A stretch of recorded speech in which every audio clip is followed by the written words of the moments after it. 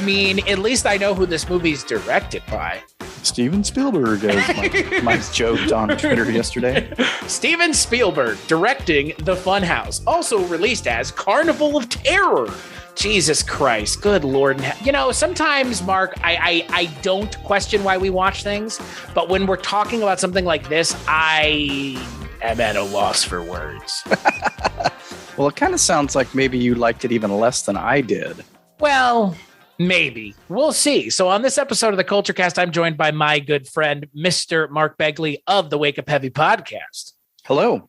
I forgot to gather up a clever line from the film to use. Just scream. God. And on this episode of that goes to show the quality of this movie. On this episode of the Kulturecast, we're going to be talking about randomly, for whatever reason, because why not? We like talking about movies. You can't muzzle us. Hashtag don't muzzle white man's opinions on movies, especially horror movies. There aren't enough of them out in the world. We're going to be talking about 1981's The Funhouse. Who will dare to face the challenge of the Funhouse? Who is mad enough to enter that world of darkness? Something is alive in the Funhouse. Something not alive like its father. Something better dead. Something that has the form of a human, but not the face. This better be good. It's gonna be great. Something that feeds off the flesh and blood of young innocents. Come on, here we go. This is it. Something that tonight will turn the Funhouse into a carnival of terror.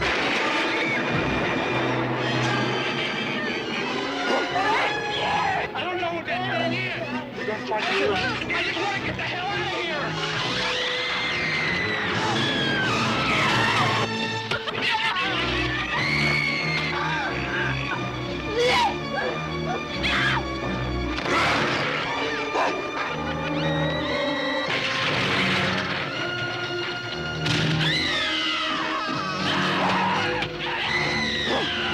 The Funhouse, coming soon from Universal Pictures.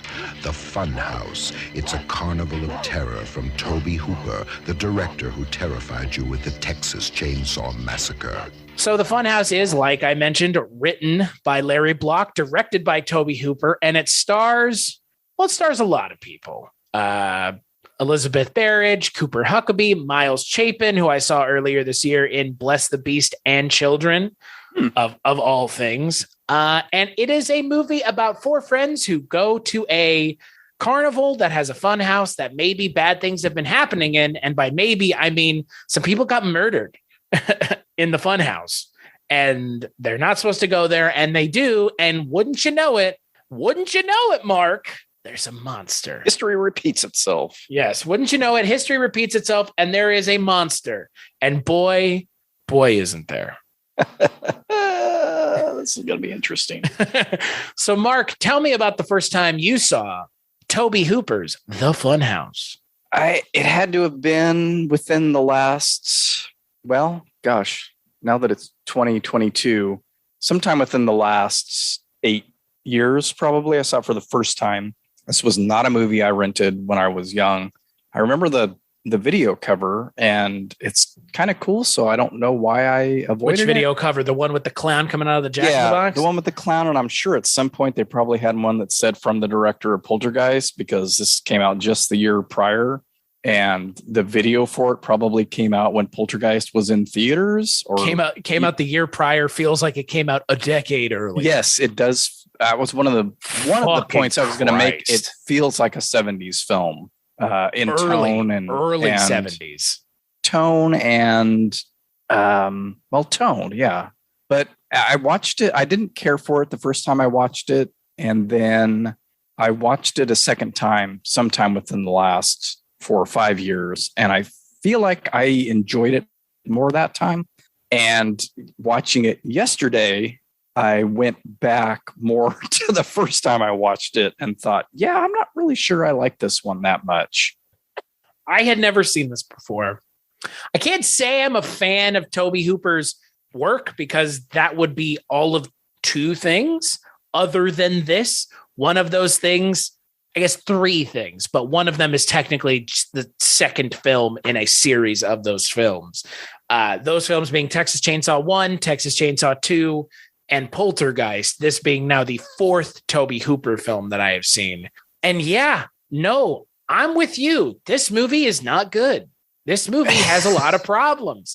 This movie is 96 minutes and it feels like it's 2 hours.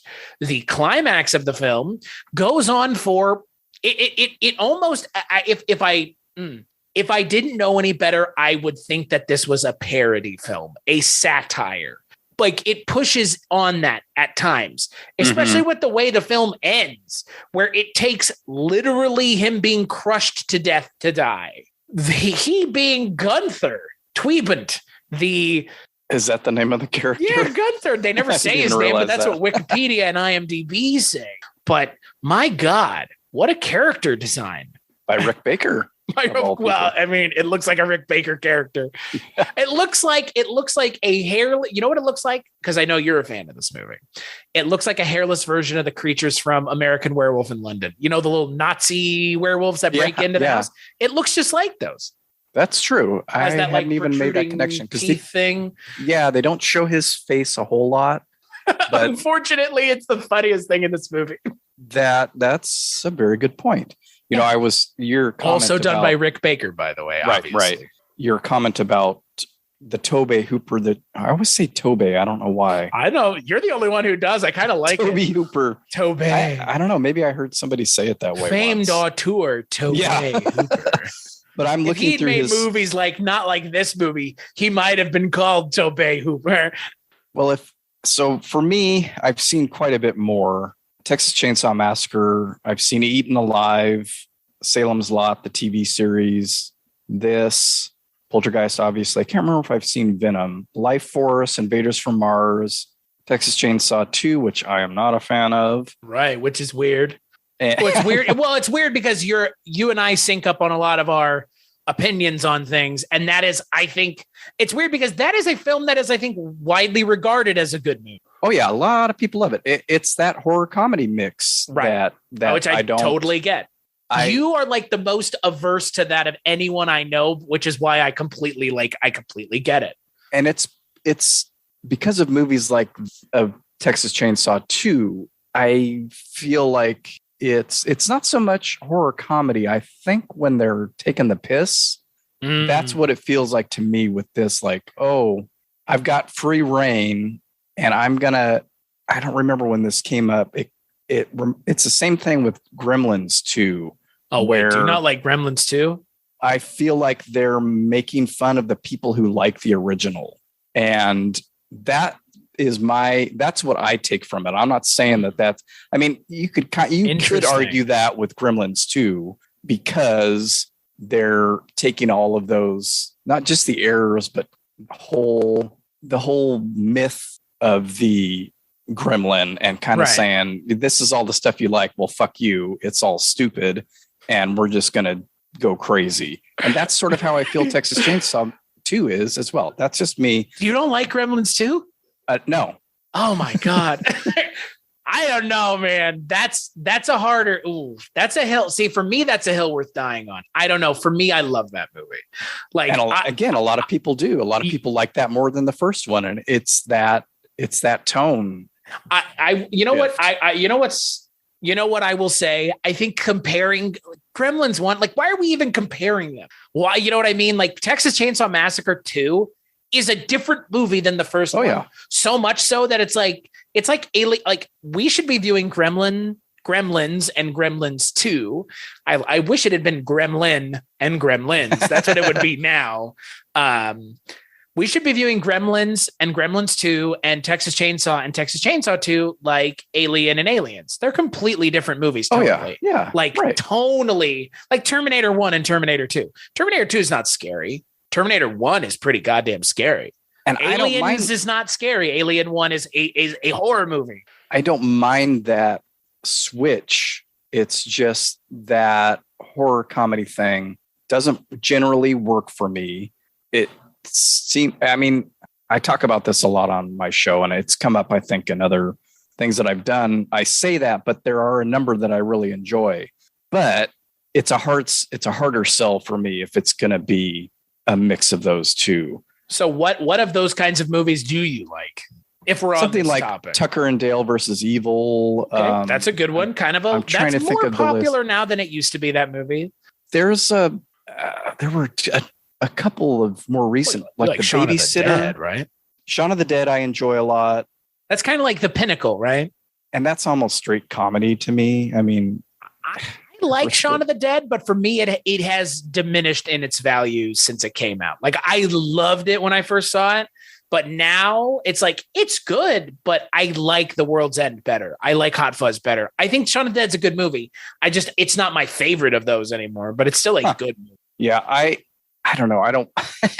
It's really a tone thing, and sometimes the tone works for me, and sometimes it doesn't. I enjoy humor in horror, and there is almost always humor in, especially 80s horrors. There's always going to be a character that supplies the humor or humorous scenes, but Often fat characters. when it's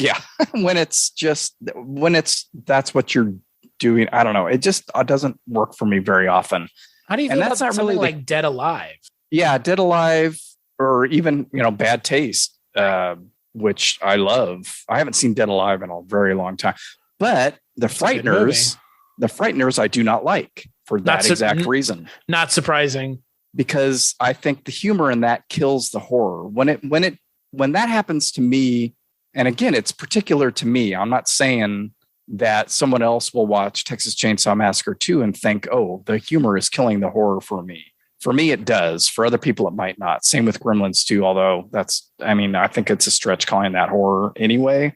Well, the first movie is a horror movie. First movie is a horror movie, and it works effectively as a horror movie. And there is humor in the movie as well. Right. But it's dark humor, which I prefer as opposed to slapsticky or comedy. I mean, and I say that, dudes. I say that knowing that Tucker and Dale versus Evil contains a lot of slapsticky horror. But that's the point of that movie. Right. That movie is not one bit scary. Right.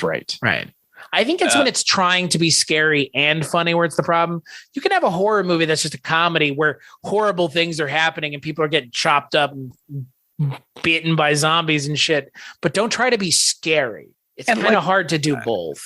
You mentioned American Werewolf in London, and hilarious movie. I don't see that as a horror comedy film. I see it as a horror film that has elements of humor in it.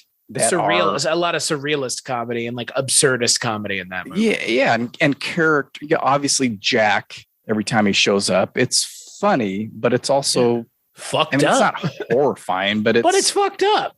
It's gross, and it works. It treads that line perfectly. Griffin Dunne. That's the first movie I ever saw Griffin Dunne in. I watched some reaction videos of that like last year, or deep in the pandemic when there wasn't much else going on, and I was watching all these reaction videos, and people were very thrown off by the tone of American Werewolf of London, and I've never questioned it.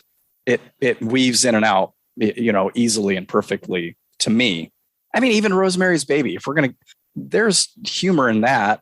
The Elisha Cook Jr. character and obviously Ruth Gordon and her husband are goofy, and it's humorous, but it's not a mixture of those two. Right. I love good humor in horror. But anyway, we've gotten way off the track. Well, is there any humor in the Funhouse? No. Well, I was going to say, you like good humor in horror, which brings us to this movie. Oh, I know what I was saying. I was going through Tobe's filmography, and I think the Mangler is another one that I've seen. Most of those movies, like Invaders from Mars and some of those, have that, and Eaten Alive have this really strange tone that I think this fits into, where it's not really even humor. It's just a weird feeling. I think he just had a different kind of sensibility about things. And that's apparent. Which I would agree with. In this one. It's like you mentioned, this does not feel like an 80s movie. 81, even that's early 80s, but still, when you look at other slashers or horror movies from 1981, you're in the 80s. This is like, I don't know what this is, man. Slightly exploitation-y 70s, early 70s. That's what I'm saying. It doesn't even feel like late 70s, early 80s. It feels like 71, 72. It's a weird movie. When you turn this movie on, you will be surprised by what this movie looks like. Like what this movie is from essentially frame one is strange. It's weird from frame one because fucking it's a Psycho / Halloween homage for. Oh yeah, totally. I don't think I noticed that the first 2 times I'd watch it. I'm like, oh, this is Halloween. Puts a mask on. He's point of view of the killer walking through a room, puts on a mask, picks up a knife, sees his sister's breasts, which is super okay. Yeah, we're opening this movie, with this, which is this little boy seeing his sister's full on perky breasts. And it's just like, whatever, here we go, folks. It's like, I was confused from the first frame. I do like the credits though of the film. I actually watched it with my daughter. I said, I got to go home and watch a movie for tomorrow. You can watch it with me if you want. And she's like, okay. So we were watching the credits and we're both going, okay, these animatronic figures are creepy as hell. Yeah. Oh yeah. Oh yeah. And I liked the music too. But then the opening, I thought, okay, Halloween. And then of course the shower, they do a close up of her face, which is basically the Jamie Lee Curtis scream. Mm-hmm. So we got Halloween and Psycho paying homage or ripping off those 2 classics and then going in an entirely different direction after that. Yeah. In a direction that I don't understand what Tobe Hooper was going for with this movie. Because you open it with what I assume is homage / parody / your own kind of sensibilities in that scene, which is perfectly fine. But then the rest of the movie is just, they go to a carnival and then they're in a funhouse the rest of the movie. A funhouse that is like acres big. It should be an interesting. I was piqued. My interest was piqued by the premise, and does not even remotely deliver. You could do a lot inside of a funhouse. Right? Isn't that kind of a lot inside of Leatherface's house in Texas Chainsaw? Yeah. A movie that Tobe made. And then the whole subplot with the brother. So she's a teenager. She's like a junior or senior in high school or something. And her brother, I think it's mentioned that he's 10 or something like that. And so she's going to go to the carnival with her new boyfriend and a couple of his friends, it seems like. They don't know her or like her very well. That's the impression I got. But the brother sneaks out after she has left to go to the carnival as well. And it leads nowhere. Right. I couldn't remember well enough because I probably half paid attention the 2 times that I watched it. And I assumed, okay, he's going to be the device that frees them or saves them at some point, or he's going to be in peril as well. Right. And that doesn't end up being the case at all. Nope. He sneaks around the carnival looking for her for God knows how long. And then once the carnival shuts down, he's still sneaking around, but there's not a whole heck of a lot he can do because everybody's left and the car is still there, but he has no idea where they are. And then he just gets caught by one of the other carnies and they call his parents and they come and pick him up. And I guess it's solely for the scene towards the end where she is screaming through the fan, our heroine, our final girl, where she's screaming through the fan at her parents who are there. Right. And obviously they can't hear her. So that was all the setup for that shot. That's what it seems like, because they devoted an awful large amount of time to our good friend, the brother of the film. Yeah. I don't understand. Again, if you're going to spend ostensibly a third of the movie on the B plot, it goes nowhere. Yeah. There's no payoff. I don't get it. And Sean Carson as the brother is not bad. Just not given anything to do. I like when the old hick scares him in the truck. That was enjoyable. Yeah, I like that. But I'm thinking there's there's an easier way to get her parents, and I mean, it doesn't even need that scene really. There's an easier way to get her parents there. They didn't want her to go to the carnival. They somehow find out she's gone. Donnie could come down the stairs and go, they're not going to a movie. They're going to the carnival, and then have the parents go there and try and find her and get her ass home because she disobeyed the dad, blah, blah, blah. There were other ways to do it. I would have liked something to have happened to Donnie. I think that was the brother's name, to where he was in peril and she had to save him as well as herself. Right. But it didn't make any sense to me why that wasn't in there. Yeah, it doesn't pay off at all. No. Well, and it's, what's even stranger about the movie is if you know what this movie's existence consisted of, which is it's a Friday the 13th ripoff, it feels like one. It's written by Larry Block to cash in on Friday the 13th's popularity. It just feels like a poorly done Friday the 13th ripoff. Except there's you have a masked killer who looks weird, who's a mutation, which I guess is the different angle here. Right. He's a sideshow creature. It's not really a stalk and slash situation. It's more of it reminds me of, I don't know, every time I watch this, I think of a couple different X-Files episodes, like obviously the Carney one. Right. And even something like the one that's all about Cher, the creature that likes Cher. It makes me think of that one too. They were going to say the Home episode. Well, and the Home kind of in a way as well because of the mutation. But what is that one called? It's Prometheus something. I don't know if it's Prometheus. The modern age Prometheus man or something like that. Yeah. Yeah. So it makes me think of those 3 episodes of the X-Files and how much I'd rather be watching any of those 3 episodes of the X-Files. Yeah. I guess what I don't understand about this movie is why does it spin its wheels for so long? It takes so long for it to get to the point where they're being chased by Gunther. And when, Conrad, the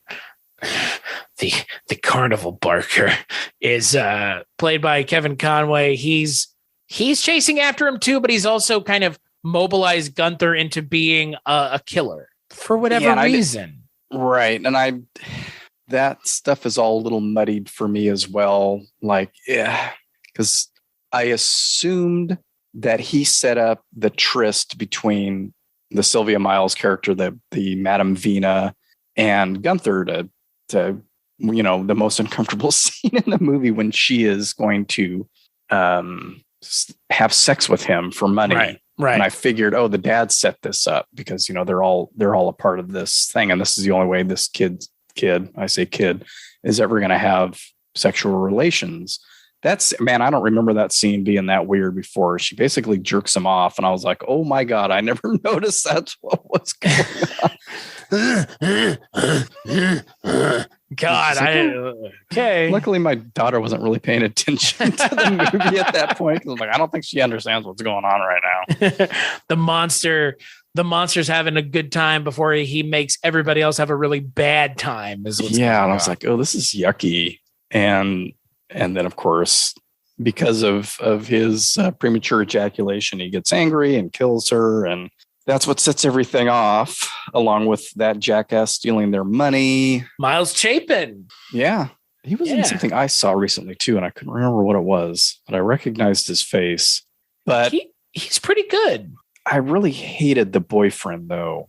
Buzz? Was that his name? Buzz. Yeah, he's typical asshole. Yeah. I'll go stop him. You go. I think we know what's happening. But just even before that, how he was treating her the whole time, it just kind of made me angry. Yeah, he's one of those characters where you're excited to watch him die. You know he's gonna get it, so you're like waiting for the moment for him to get it, and he gets it off screen. God damn it! That's right. Don't not give us that. Don't not give us him getting murdered. There's very little gore in this movie. I was confused by that. I thought, which one is screaming? Because it seemed like he had the upper hand, but guess not. Comes out in the arms of one of the animatronic figures. Yeah. I do like Elizabeth Berridge, though. Yeah, she's not bad. I liked her in this, and every time I see her, which isn't very often, I'm like, what do I know her from? I know her face so clearly. And then I realized, I watched Amadeus a bunch when I was younger. It seemed like it was always on cable, or we rented it a bunch or something, because I watched that movie a ton in the 80s. And she plays his wife in that. And she's hysterical in it. She's very good in that movie. It's on my list of things to watch. It is. I just remember being so confused by the whole thing, thinking, it's about Mozart. It's going to be this serious movie. And it's just him being a goofball the whole movie until he gets sick and dies. It's, I forget the actor's name, but it's Pinto from Animal House, right? Yeah, Tom Hulse or Hulsey or something. I think it's Hulse, but Pinto from Animal House and whatever his character's name is in Parenthood. Yeah, he was kind of big for a little while. Yeah. Mainly because of Amadeus. I say that's a big movie. That's a popular movie. Milos Forman, right? Yeah. Which is probably why it has that interesting comical. I'm sure that's how the play is too. But yeah, I remember watching that a bunch, just getting a kick out of that film. Does it speak to the quality of this movie that we would rather talk about anything else than this movie? It's just, I genuinely don't understand the point of this movie, because for all of the nuance that Tobe Hooper brings to Texas Chainsaw, which there is a fair amount of nuance to that film, it's like this is a student film. Like this is as bad as it gets for these kinds of movies in a lot of ways. Like this is really a poor slasher film. I shouldn't say there's not much to it, but like you've mentioned, not a whole lot takes place. Right. We've got these little side adventures where they go and see a magician and they go and to peek through the canvas to see the strippers, but feels like padding to me as opposed to the meat of the story. When we finally get to that, it just seems like it could have been, yes, we still have those things in it, but it's much quicker. And then we get to the funhouse, they get trapped in the funhouse and a lot more cat and mouse. There isn't that much of that. And the adding that the person that's doing this is a quote unquote circus freak, not even a circus freak really, because he's hidden most of the film in a gigantic Frankenstein mask. Comically large Frankenstein mask, because the head of the creature is comically large. Right. Basically split in half like the two-headed cow that they show. That was a bit unnerving. The real animal freaks. Yeah. I don't know what the deal with that was. It's like, oh. I just really can't. I'm having a hard time wrapping my head around this movie, because in a lot of ways, like when I got to the end of it, I was like, okay, so all the characters but our main character dies. Perfectly fine. It's a horror movie.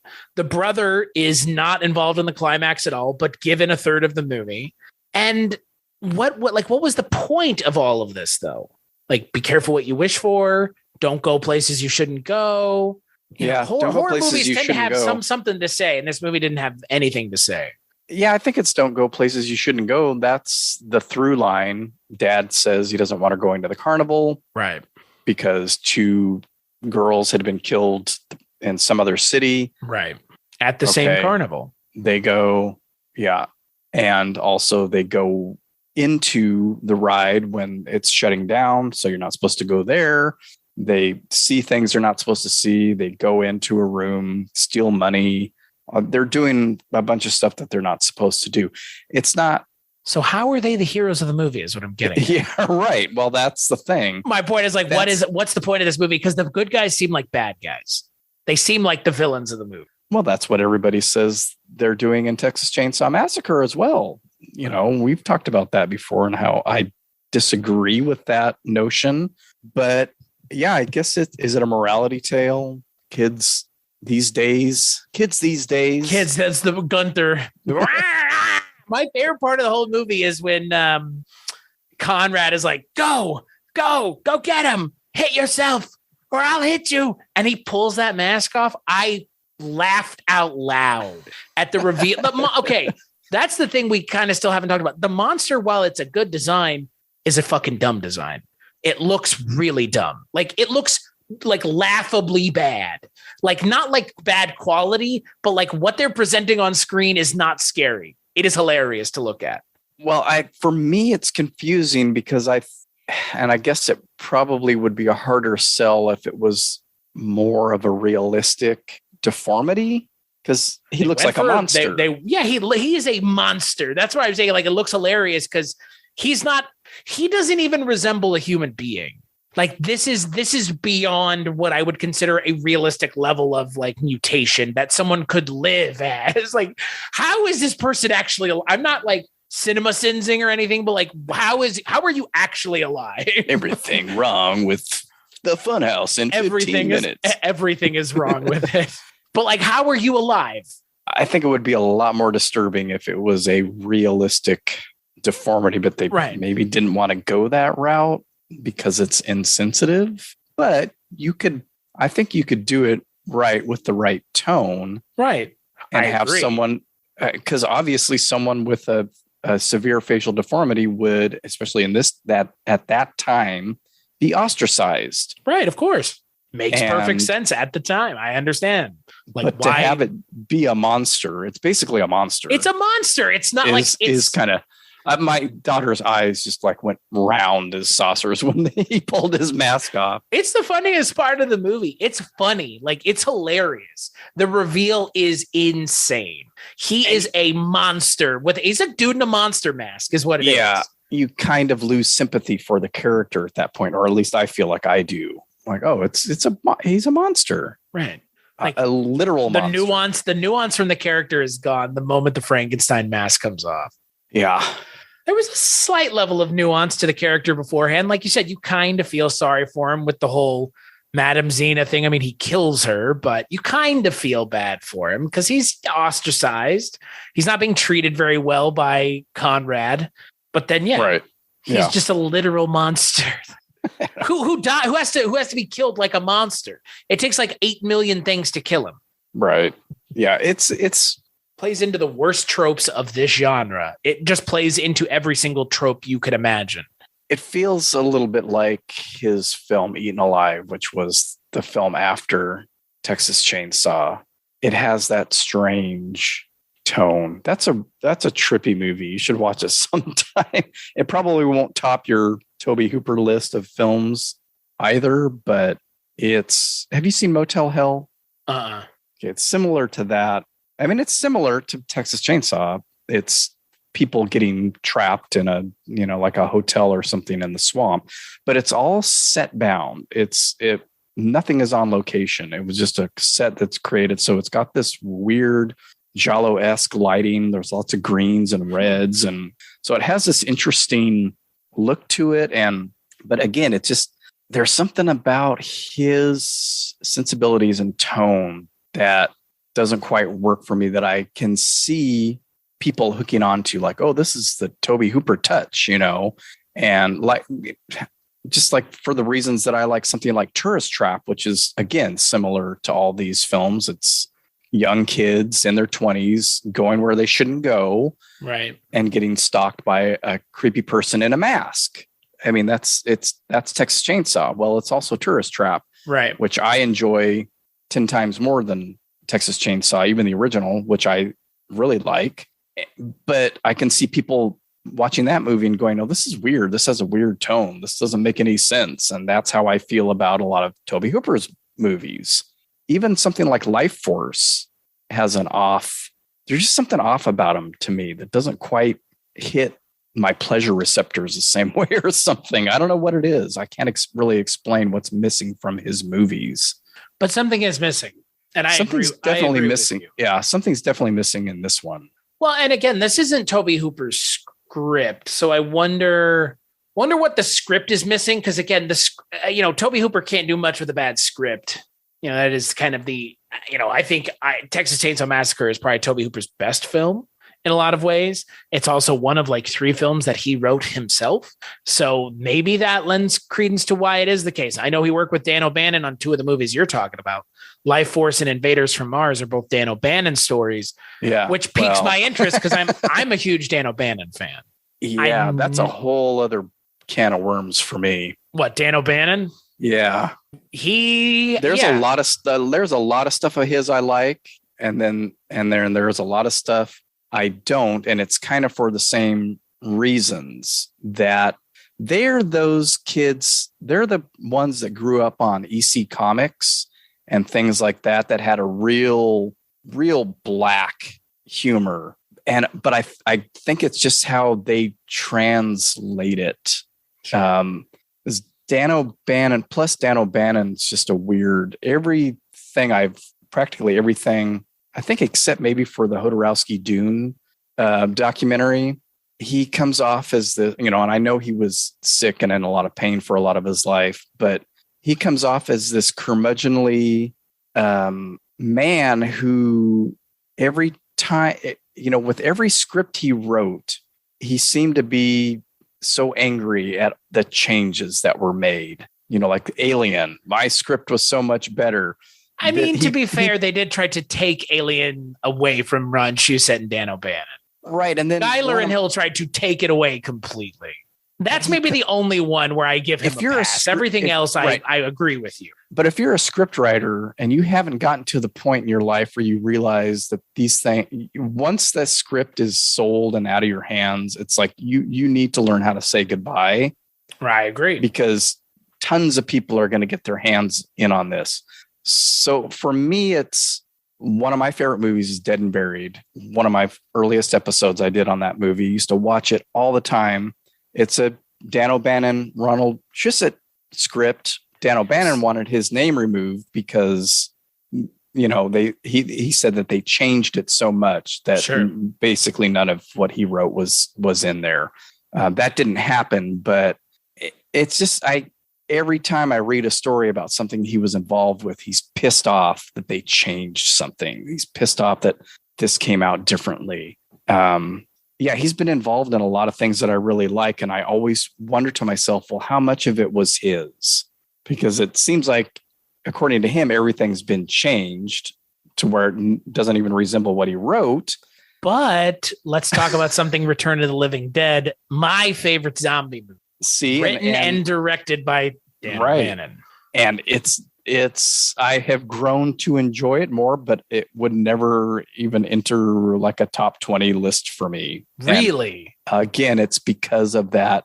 I think that does a more successful job of mixing comedy and horror, because the horror is still strong. And there's also a lot of pathos and drama and stuff in that. I mean, the scenes with what's his name, with the two guys that are running the place, they get sick. Yeah. When they start turning, Tom Matthews and James Karen. Yeah, it's like heartbreaking. It is. It's fucked up. It's James done Karen very well. burns himself alive. Yeah, that's pretty rough, fucked man. up. It's very fucked up. But that's what I like about that movie. Yeah, is it has the balls to be like, yeah, I'm going to show you some really fucked up stuff, but also show you some really funny stuff. Like, I have a backpack somewhere in my house that has a pin that is the half dog from Return of the Living Dead. It's a half dog pin that Mondo was selling a year or two ago. And it's like that. It's an enamel pin of the half dog. Like, I fucking love that movie, but I understand that movie has problems and that movie is a tonal mess, but yeah, it is. and sometimes even tonal messes work. Right. For me, like, that was a hard shift, but I kind of like that sometimes. Well, you've obviously seen that documentary, then, More Brains. Mm-hmm. So, you know about Dan O'Bannon. Yeah. I mean, again, here's the nutball. My take on Dan O'Bannon is you're not wrong. You're completely right. He was a curmudgeon-y guy, but you know what? I kind of would be too if they tried to take Alien away from me. Wouldn't you? Alien is one of the greatest movies ever made. They knew what they were making when they were making it. Like, you know what it's one of those things where they knew what they were making. They knew they had this great idea. Two motherfuckers came in. Walter Hill's a motherfucker, but he's a motherfucker who's talented. David Giler can piss up a fucking rope for all I care. But they tried to take it away from him. I mean, they did. That is the long and short of it. And if you didn't have your name on Alien and someone else did, you'd be pretty fucking pissed too. Yeah, but I agree. But I agree with you. Outside of that, like, dude, you got to be able to collaborate, compromise, work with people. You can't be the guy who everybody thinks is that guy, because then people won't work with you because they think you're that guy. Whether or not you are that guy, if you have that perception, people are going to stay away from you. And who knows what he didn't work on because of it. I'd be angry too, just because I have Crohn's that, it's destroying my guts. Well, that's again, as someone who suffers from a similar intestinal thing, not as bad as Crohn's, but similarly as kind of daily, I understand that kind of pissiness too, because you're like, you can't see the sickness that I'm dealing with, because it's like, it's a stomach thing. So it's like, I am kind of pissy all the time too, but I get it. But at the same time, you don't want the perception as someone who's hard to work with, especially not in Hollywood. Not when you're selling scripts.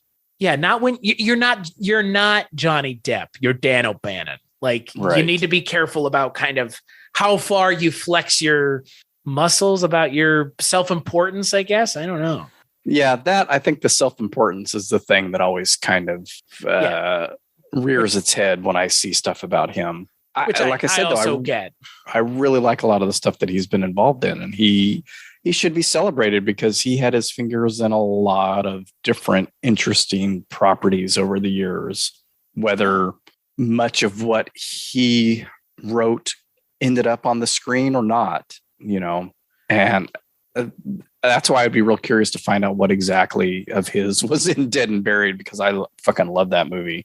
I have never seen that movie all the way through.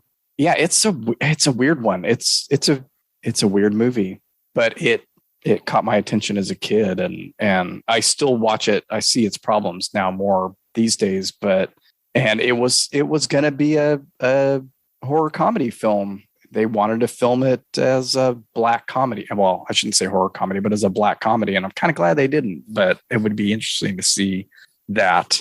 That may be what Dan O'Bannon was pissed off about in that instance. So Larry Block is an interesting guy, apparently. Yeah, I've seen the name on things, but I'm not super familiar. He's one of the writers on the Captain America movie. Huh. But his singular credits are The Funhouse and Captain America, along with the Meet Gunther horror show, which you can find on YouTube, which is, I assume, Larry Block as Gunther in a Gunther mask as the character from Funhouse reviewing other people's movies. One of them happens to be Dan O'Bannon's Return of the Living Dead.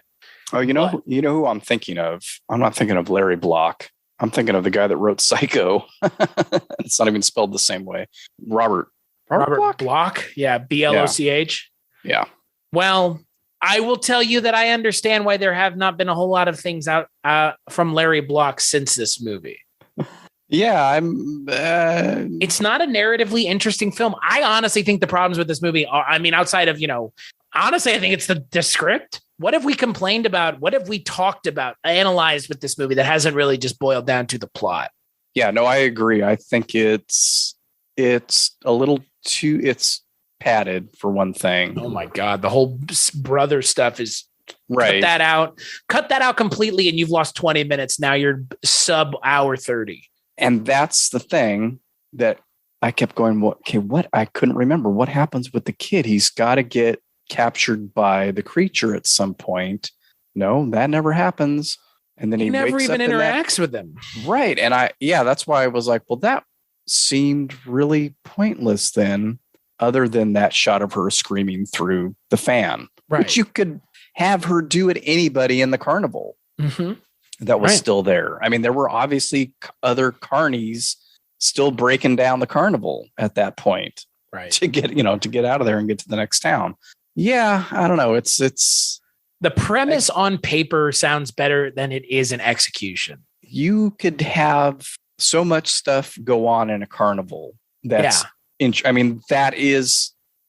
Well, just think of the word.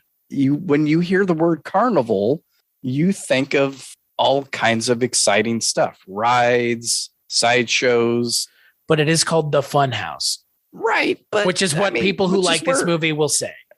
Yeah. But where do you find fun houses? But I would also contend that while it is called the Funhouse, like you've mentioned, you shouldn't expect that there aren't going to be carnival parts, because I assumed there would be, as you did. And also I assumed they would do more with the Funhouse. They would make the Funhouse more interesting to look at. It looks so drab and boring anyways. It's not interesting. It's not even like gothic or really stylized. It's just. I really like that big eyeball though at the beginning. I thought that was a pretty well made thing. No, I don't know.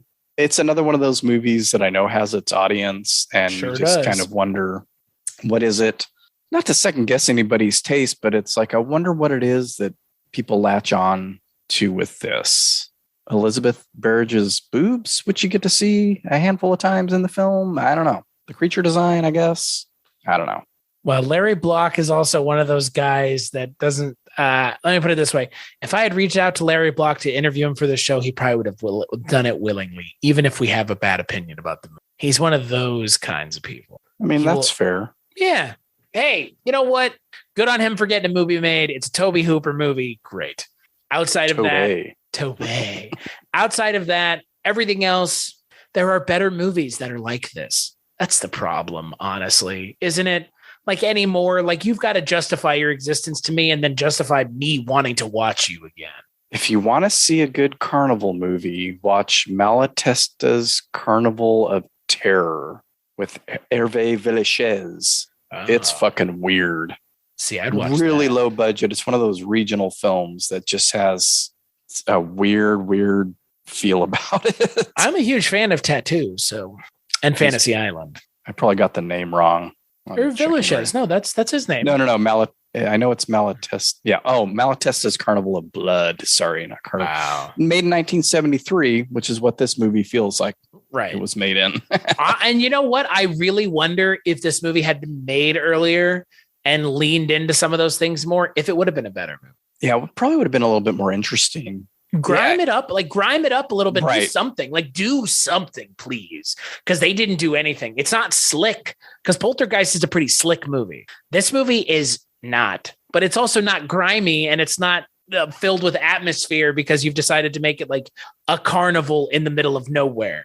Like, it's still a nice carnival. There are people there. That's the thing that I have a hard time with this movie. It's like the carnival and the Funhouse. There are plenty of people there. It must not be dissuading them that people have died. So it must not have been that big of a deal. Fucking William Finley is there. I know. And not used effectively. One scene. And it's nothing to write home about. It's a shame that it's William Finley, that we have to mention that it's William Finley. Frankly, it's a shame that it's him more than anything else. It's a fun little scene, but it could have been tightened up and edited a little bit cleaner. This is 7 years after Phantom of the Paradise, too, which cracks me up. We watched It Chapter 2 after this, and, that carnival scene in that. Yeah. It's like, oh, we got another carnival that doesn't really do much with the carnival scene scenario. But anyway. Carnival scene in It Chapter 2 is rough. Yeah, well. You're talking about the opening of the movie, right? No, there's two carnival scenes, I guess, actually, since there's one the one with the kid when Bill is trying to save that kid. Oh, right. I forgot about that. Honestly, I forgot about it mostly everything from that movie. I haven't watched it yet. I'm not looking forward to it. It's 3 hours long. I know. And I have to hear that fucking Pennywise noise like 8 million times. I had to watch it yesterday because there wasn't going to be any way I could do it today or tomorrow. So you don't hear that in the movie. You hear it all the time. No, it's in the trailer. It doesn't matter. It's in the movie in my head. They ruined that movie with those noise cues anyways. You know that. Oh, we'll talk about that. Yeah, we fucking will. Yeah, we will. Because that's one of my big problems with that movie. That's my biggest problem with those movies. Well, that's my problem with horror in general in the now era, the 10s, the 20s. Yeah. Make more movies like Funhouse. Just kidding. Don't. Again, I this movie came out on Arrow. Like, we're wrong here. You know what I mean? No, I know like, it has we're, fans. We're fucking wrong. Like, we're big time wrong. Excuse me. It was a Shout Factory, Scream Factory release. So, of course it was. Of course it was. I always say to each their own. Right. And I know I have very particular tastes, even when it comes to horror. And I know that this has a fan base. It just doesn't. It's just not. It's not something that I would never watch. If for some reason my daughter was like, "Remember that movie we watched that one day with the," and it would take me a while to think of what she was talking about. Right. And then I'd go, "Oh, you mean the Funhouse? Yeah, can we watch that again? Sure, why not?" I'd watch it again for if she brought it up, or for someone else asked me to be on a podcast about it, I guess. But probably not for any other reasons.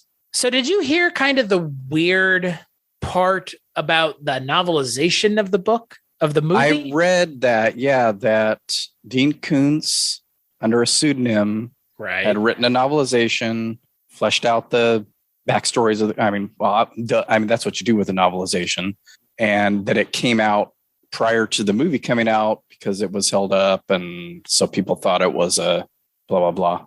And the brother is throughout the movie version, the book version of the movie. He is involved in the climax of the book. The younger brother is. Right.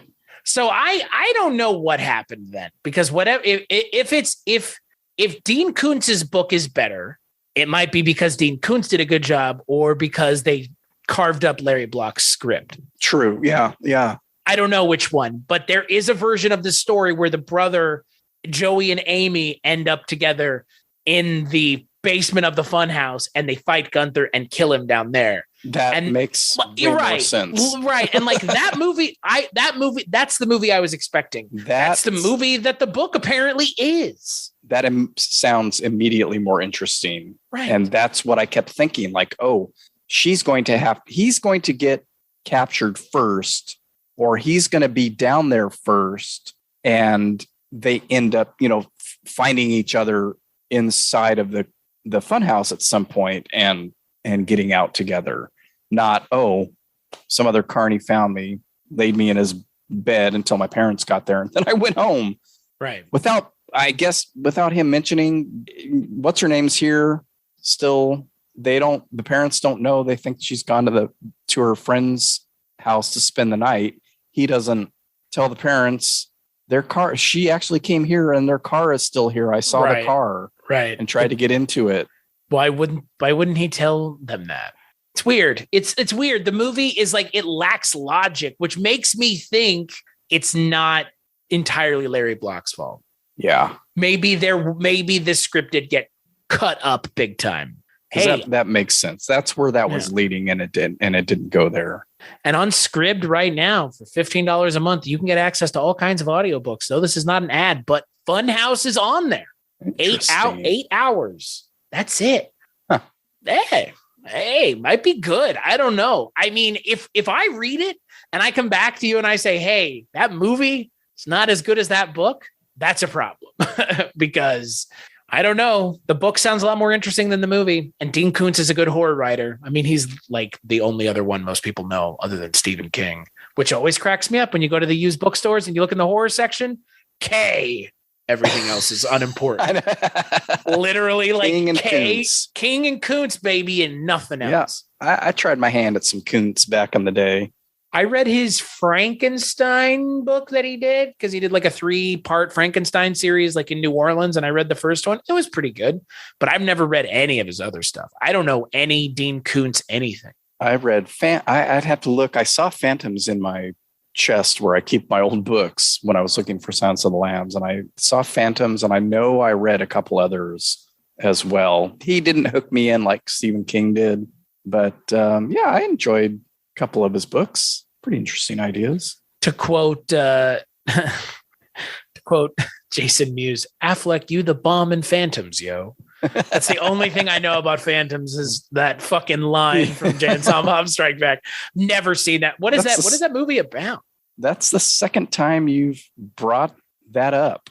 What? In as many episodes that I've recorded with you. You also brought up Jay and Silent Bob on the My Own Private Idaho episode. Oh yeah, the applesauce bitch thing. Hey, that's Miramax, man, in like the 90s and the early 2000s. I mean, Good Will Hunting was like their calling card for like a decade, man. And rightfully so. It's a very fine movie. Yeah. No, I'm kind of curious. Actually, I might go and find a Dean Koontz book and read it. Like, I've never read any of his stuff. So I would be curious to know like what his best book is and go and read that. Because what are his books about? Like, I genuinely have no idea. Because like, this is not what I thought a Dean Koontz book would be. But yet that's apparently what Funhouse is. So it's a Dean Koontz adaptation of a Larry Block script. So maybe it's good. Maybe I'll read. Maybe that'll be the Dean Koontz book. Let me know. Let me know what you find out. I'll read it after I finish Silence of the Lambs, which will not be much longer because I'm already halfway through. It's a good book, man. Fucking great book. It's not as good as the Funhouse film, but you know. So, and the movie is just awful. Yeah, right. They made one and never heard anything else ever. Hannibal Lecter, who's that? Mr. Begley, final thoughts on the Funhouse, a film that neither one of us picked, by the way. I think I'd like to. Yeah, I was wondering why this. Why did we talk about this? I don't know. It was one of those things that popped up in my email. You have an invitation to. Oh, right. It was Andy's idea. Well, and he's not even here. That little fucker, son of a bitch. Well, hey. It would have been interesting if he had a differing opinion on this since he picked it. He probably likes it. Big dummy. Listen here, we eviscerated this fucking movie. Sorry. We didn't like it.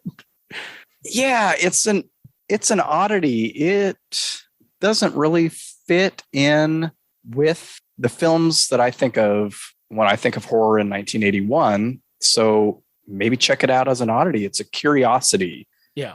And like we've mentioned, it came out, although I don't know when it was filmed, since obviously there were delays in getting it released. It came out the year before Tobe Hooper's biggest, at least box office smash, Poltergeist. I would say it's his biggest movie, right? Texas Chainsaw is the more like horror fan movie, but I think Poltergeist is the more culturally important movie. It's definitely his most successful film. Yeah. I can't imagine that that Texas Chainsaw, even after all these years, has come close to making as much money as Poltergeist did. I like the theatrical poster for Funhouse, the ripoff of the Rocky Horror Picture Show poster. That movie that they were making with that poster should have been whatever this was, and it wasn't as fun. This is like you said, this is a strange mix of things. It's a movie out of time. It's a movie out of place. It's a movie that exists post Friday the 13th, pre Poltergeist. So nobody's taking Tobe Hooper seriously because he's the guy who made Texas Chainsaw. He's not the guy who's made Poltergeist yet. So this movie comes out to, again, you read the reviews, it's middle of the road. People said it's, at the time people were saying it was okay. Nobody was like, this is a great, amazing film. But like you said, thankfully it has, like a lot of things, found its audience now. And that is what I am thankful for. As someone who loves movies, but didn't like this one, I'm glad this movie does have an audience of people who clearly like it a lot because they have like a Kim Newman film critique in the Blu-ray re-release from Scream Factory. It's a whole fucking thing. So I'm glad that there are plenty of people that like this movie and that are willing to watch it and that it's found the audience. Yours truly and my good friend here, Mr. Mark Begley. That is definitely not the case for the two of us. Yeah, not my favorite. No. So on that note, Mr. Begley, where could people find you when you're not here talking to me about random horror movies that we'll never watch again? You can find me on the internet at wakeupheavy.com, on Twitter, Instagram, Facebook, and Letterboxd at wakeupheavy. And the show streams wherever you listen to podcasts. That's about it. As for me, cstachiw.com, cstachiw.com. That's my link tree. Go there for all the things I work on. There are a lot. Go there. This show, Kulturecast.com, patreon.com/Kulturecast. $1 is all it takes to get access to bonus content. But I understand. Times are hard. Inflation's a thing. This all sucks. Movies are fun, though. They're an escape. So if you want to escape, all you got to do is listen. and maybe watch along if you're feeling froggy. As for you, Mr. Begley, thank you for joining me as always. I guess. Yeah, why not? Kind of a dud, kind of a bummer. But hey, we got to hang out and talk about it. You got to listen. So make sure to check out the next episode.